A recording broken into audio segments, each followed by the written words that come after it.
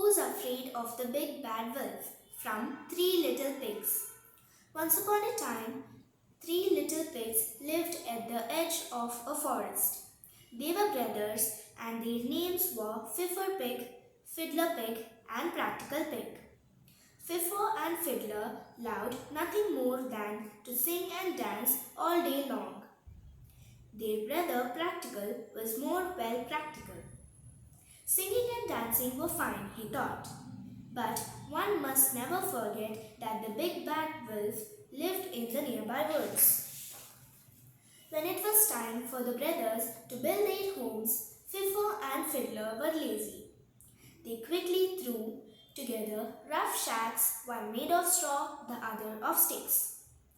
They laughed as they watched their hard-working brother Practical build his own home out of sturdy bricks. You can't be too careful, Practical warned them. The wolf may come someday, and then what? Ha! Laughed Fiffer and Fiddler.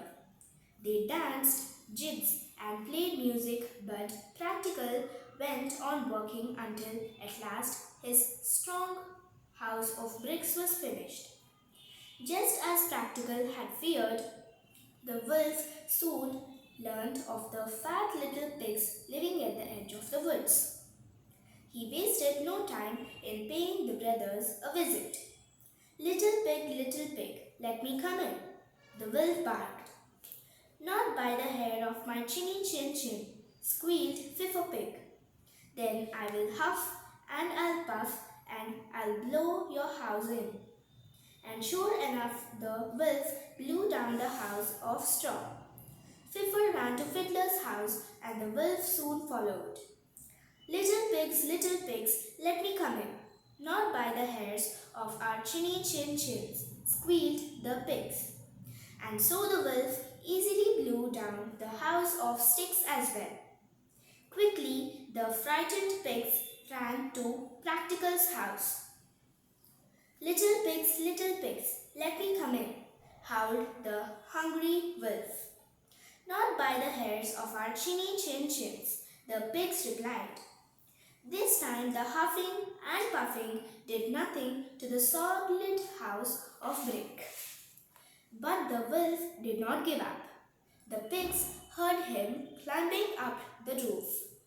So they lit a fire and boiled some water in a big pot. Suddenly they heard the wolf slipping down the chimney. He landed with a splash in the pot of boiling water. Whee! Squeaked the wolf.